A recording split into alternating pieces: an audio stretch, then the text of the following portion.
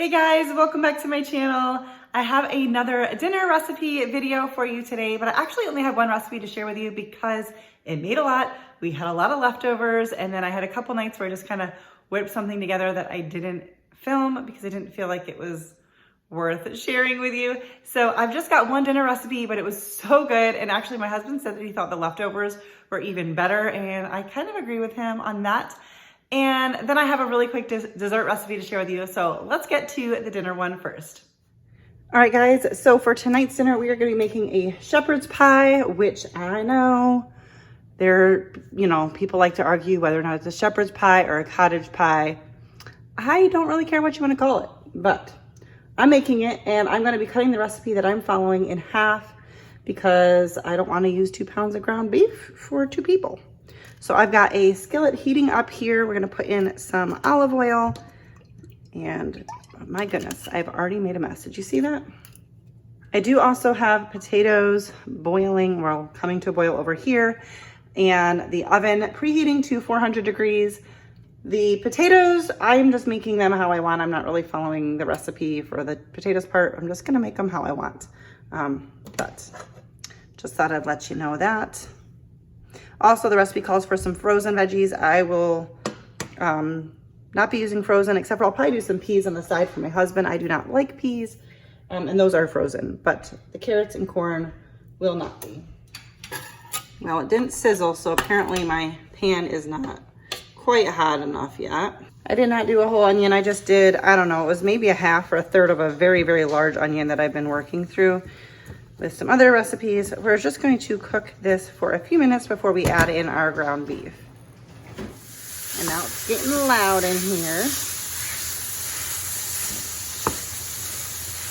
Start breaking that up. We're gonna add in some seasoning. Gonna add in about a half a teaspoon of salt. I don't know, about that much time. Some rosemary. And about maybe a teaspoon or so of parsley. And we're just going to go until our ground beef is done. All right, our ground beef is close to being done. I'm doing things a little bit out of order from the recipe because I am using raw carrots, but and I know that they're gonna take a little longer, so I'm switching things up just a little bit because of that. I'm gonna give these carrots a couple minutes to at least begin getting soft before I move on.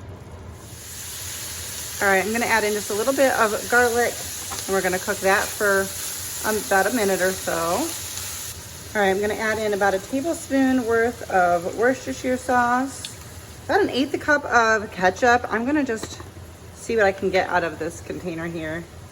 I'm gonna put a little bit of water in here. Shake that up. And then because I'm cutting this recipe in half, I need a half of a 1/3 cup. So that's how I did that. We're gonna just mix this together and let that cook for about a minute. All right, now I'm gonna add in 1 cup of beef broth. And this is also where you'd add in the frozen veggies, but I am gonna add in some canned corn. And we're going to heat this up until it comes to a boil. And then we're going to reduce heat and let it simmer for 4 to 5 minutes. So it is already coming up to a boil here. So turn that down and let this go for 4 to 5 minutes. And I think my potatoes might actually be cooked. So I'm gonna switch to that while I let this set. All right, so I'm making more mashed potatoes than I am going to need for this recipe, but my potatoes needed to be cooked up, so that I'll just, use the rest for something else or lunches or something. So I've mashed them, and we're gonna add in a couple tablespoons of butter. Again, I'm not following their recipe. I'm just kind of doing what I like.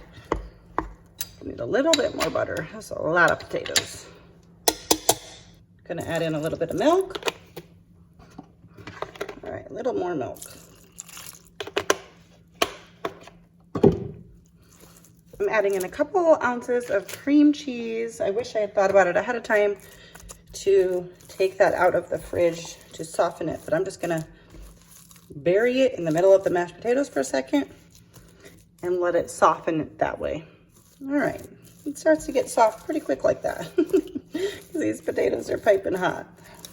I added in a little bit more milk, and now I'm just gonna add in some salt and mix this all together. All right, I have my baking dish greased, and I'm gonna add in my meat mixture. I feel like I almost still could have used a 9 by 13, but I literally used half the amount of meat. Oh, well. Or should I change it? Should I change it now? I don't wanna have to go skimpy on the potatoes because I don't have room. I'm making the switch. It just won't be a full 9 by 13, but this way it's not like filled to overflowing. I feel like this happened the last time I made it. I don't really know how on earth 2 pounds of meat and all this would fit in a 9 by 13. I just feel like that's not possible. So next time I need to try to remember to maybe cut it in quarters for the 2 of us. I mean, I know I'll have leftovers, but this seems like obnoxious. Okay, we're gonna scoop our potatoes over top, trying to spread it out somewhat. If you want your mashed potatoes whipped, obviously you whip them, but I don't mind ours a little lumpy. You do your mashed potatoes however you want. You can follow the recipe that I will have linked down below, or just do them however you wish. That's the beauty of cooking, right? I'm gonna add on some paprika and some shredded cheese. I'm using Monterey. I think the recipe called for cheddar, but do whatever you like. Colby would probably be good as well. And I'm not really measuring the cheese. I'm just doing it till it's covered. I think we're gonna be eating shepherd's pie all week. All right, so I'm gonna put this in the oven at 400 degrees for 25 to 30 minutes. And it does recommend putting a baking sheet underneath on the shelf under the pie, yeah, so that it might bubble over. And I'm gonna do that because I don't want that mess in my oven. All right, so just like this, we're gonna go in the oven for 25 to 30 minutes. All right, it was just perfect after 25 minutes. It didn't even bubble over, but I also didn't make the full amount. I do not know how you could have made the full amount and put that in a 9 by 13. I just don't believe it. And then I let it sit for a few minutes, just because there was a lot of liquid on the edges, and the recipe did say to let it sit, but we're about to eat. That's what's for dinner tonight, and it looks delicious. All right, so like I said, that dinner was so good. The shepherd's pie was delicious. Leftovers were really good, which was awesome because we had a lot of leftovers. And anyways, I've had a hankering for something sweet, and lately nothing that I've had on hand at home has really satisfied. So I decided I wanted to make something in this dessert recipe. It's a great like snack recipe, and it's really, really quick to whip up. So let's check it out. All right, let's get going with this recipe. This is called, what is it? Chocolate chip cookie dough dip, I think. Chocolate chip cheesecake dip. And I am cutting the recipe in half because I'm just making this for me because I've just been wanting something sweet. So, but I will have the original recipe linked down below for you. We're gonna take a half a stick of butter and 4 ounces of cream cheese. They have been sitting out to get to room temperature, but they're not, the butter's not quite there. So I'm going to pop this in the microwave and just do it at a low temperature. That way we're not like, you know, completely melting it. All right, that worked great. You can see they're nice and soft. I just did 30 seconds at half power. I had them out to get warm, but you know, the countertops are pretty cold. All right, I didn't even have that in the frame. Can you see that? See, they're nice and soft. All right, we're gonna add in 1 tablespoon of brown sugar, and it's 3/4 cup of powdered sugar. So I'm just going to do 1/4 and then half of that. What is that, 3/8? I don't know. Trying to keep the math simple. And then just a dash of vanilla, which that might have been more than a dash. I make my own. I'm not actually pouring just straight rum to I make my own rum and vanilla beans. All right, we're going to mix this together. Just gonna scrape the edges, mix for another second here. And And now I'm gonna stir in some mini chocolate chips. I'm not really going to measure. Let's do the rest of the bag. Probably more chocolate chips than needed, but that's okay because I like chocolate chips. I'm just gonna move this to a slightly smaller bowl,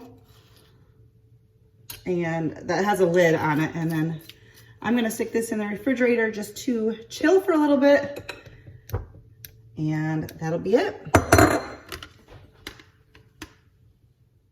All right, so don't chill it too long because you don't want the butter and cream cheese to harden up, otherwise it'll be hard to like dip. But if you're serving this like for a party, just make sure you take it out a little bit ahead of time. And I'm gonna just have it with graham cracker, but you can do like vanilla wafers, or if it's soft enough, you could even do it probably with some pieces of fruit. All right, giving it a try. Seriously, so good. And I think I mixed it all up in like less than 5 minutes. Very, very delicious, fun, easy little snack. Highly recommend it.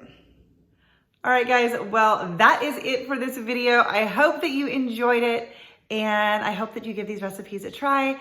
Thank you so much for being here. Give this video a thumbs up if you liked it, subscribe if you're new, and I will see you next time. Bye, guys.